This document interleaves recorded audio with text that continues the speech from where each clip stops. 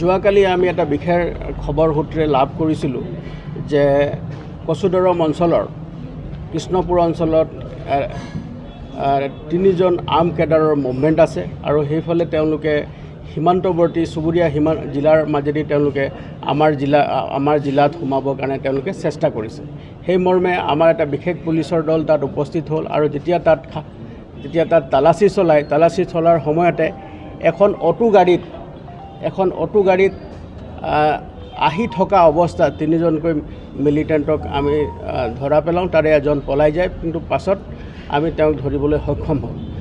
বহু সময় তেওঁলোকক সোধ-পোছ কৰাৰ পাছত এটা কথাত প্ৰতীয়মান হ'ল। তেওঁলোকে আমাক জনায় যে ওচৰতে এটা অঞ্চলত তেওঁলোকৰে কিছুমান সংগী আৰ্ম কেডাৰ কিছুমানে আশ্ৰয় লৈ আছে আৰু তেওঁলোকে কিবা ছাবভাৰ্চিভ এক্টিভিটিজ কৰিবৰ কাৰণে অসম মণিপুৰ সীমান্তত ছাবভাৰ্চিভ এক্টিভিটিজ কৰিবৰ কাৰণে তেওঁলোকৰ পৰিকল্পনা আছিলে।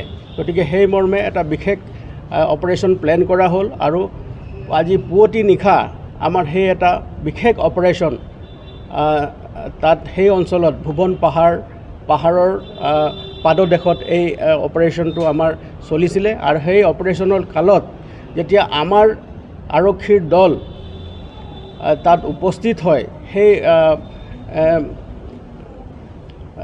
ভুৱন পাহাৰৰ পাদদেশত যেতিয়া গৈ উপস্থিত হয়, অল অফ এ ছাডেন হঠাৎ ওপৰৰ পৰা এটা ডাঙৰ গছ পৰি থকা গছ আছে, গছৰ আঁৰ লৈ কিছুমান arm militant suspected to be arm militant আৰু তেওঁলোকে 6-7জন মানুহ তাত আশ্ৰয় লৈ আছিলে আৰু তেওঁলোকে পুলিচৰ দলৰ ওপৰত তেওঁলোকে একেৰাহে তেওঁলোকে গুলীবৰ্ষণ কৰিবলৈ আৰম্ভ কৰে।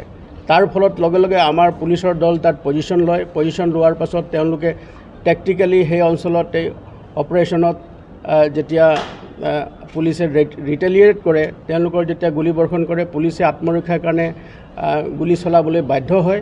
আৰু সেই সময়তে যিকেইজন আমাৰ ধৃত ব্যক্তি আছিলে, তিনিজনকৈ ব্যক্তি আছিলে, তেওঁলোকৰ নিৰাপত্তাৰ খাতিৰত আমি তেওঁলোকৰ বুলেট প্ৰুফ জেকেট আৰু তেওঁলোকৰ হেলমেট লগাই তাত লৈ যোৱা হৈছিলে। আৰু সেই এক্সচেঞ্জ অফ ফায়াৰত যেতিয়া হেভি এক্সচেঞ্জ অফ ফায়াৰ যেতিয়া তাত চলিছে, সেই সময়ত তেওঁলোকে তাত এক্সপ'জ হৈ তেওঁলোকৰ গাটো গুলি লাগে আৰু লগে লগে আমাৰ 3জন পুলিচো তাত আঘাতপ্ৰাপ্ত হয়। 3জন পুলিচকো আমি ইতিমধ্যে তাৰ পৰা স্থানান্তৰিত কৰি অসম মেডিকেল কলেজত তেওঁলোকে শিলচৰ মেডিকেল কলেজত তেওঁলোকে চিকিৎসাধীন হৈ আছে।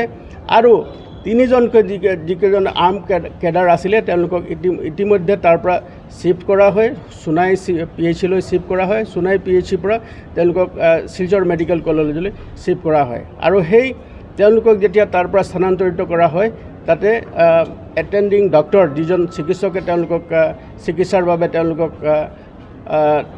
এটেণ্ড কৰিছে, তেওঁলোকক মৃত বুলি ঘোষণা কৰে। আৰু তাৰ পাছতো আমি গোটেই অঞ্চলজুৰি আমি ছিকিউৰিটি ফ'ৰ্চবিলাক ডিপ্লয় কৰোঁ আৰু সেই অঞ্চলত এতিয়াও আমাৰ বৰ্তমানলৈকে আমাৰ অপাৰেশ্যন চলি আছে। আৰু ধৃত ব্যক্তিকেইজনৰ পৰা 2টা দলৰ পৰাই আমি 2টা AK-47 ৰাইফলছ আপোনালোকে দেখিছে আৰু 3টা মেগজিন আছে, এটা ছিংগল বেৰেল গান আছে, এটা পিষ্টল আছে আৰু পিষ্টলৰ মেগজিন আছে। তাৰ লগতে বহুতো আপত্তিজনক নথিপত্ৰৰ লগতে তেওঁলোকৰ পৰা আমি তেওঁলোকে ব্যৱহাৰ কৰা BP জেকেট সদৃশ কিছুমান তেওঁলোকক আৰ্ম কেডাৰৰ যিখিনি তেওঁলোকৰ ড্ৰেছ আছে, সেই ড্ৰেছ আমি তাৰ পৰা উদ্ধাৰ কৰিছোঁ। গতিকে বৰ্তমান সময়লৈকে আমাৰ ইয়াত অপাৰেশ্যন চলি আছে আৰু ইয়াৰ দ্বাৰা আমি এইটো ক'ব বিচাৰিছোঁ যে কোনো ধৰণৰ ছাবভাৰ্চিভ এক্টিভিটি হওক বা কোনো উগ্ৰপন্থী সংগঠনৰ দলে অসমত বা জিলাখনৰ মাজে যিকোনো ধৰণৰ যদি এক্টিভিটিজ কৰিব বিচাৰে, তেওঁলোকক কোনো ধৰণে মাফ কৰা নহ'ব আৰু তেওঁলোকৰ বিৰুদ্ধে কঠোৰতম আইনগত ব্যৱস্থা আমি গ্ৰহণ কৰিবলৈ বাধ্য হৈ আছোঁ। গতিকে আমাৰ এই যি অপাৰেশ্যন আছিলে, অপাৰেশ্যন বৰ্তমানলৈকে চলি আছে আৰু সেই অঞ্চলজুৰি আমাৰ ছিকিউৰিটি ফ'ৰ্চেছ আমি ডিপ্লয় কৰি থৈছোঁ আৰু সামগ্ৰিকভাৱে গোটেই জিলাখনতে আমি এলাৰ্ট কৰি দিছোঁ যাতে কোনো ধৰণৰ এনেকুৱা উগ্ৰপন্থীৰ দল আৰু ইলিগেল আৰ্মছ লৈ যাতে তেওঁলোকে মুভমেণ্ট কৰিব নোৱাৰে, তাৰ কাৰণে আমি সচেষ্ট হৈ আছোঁ।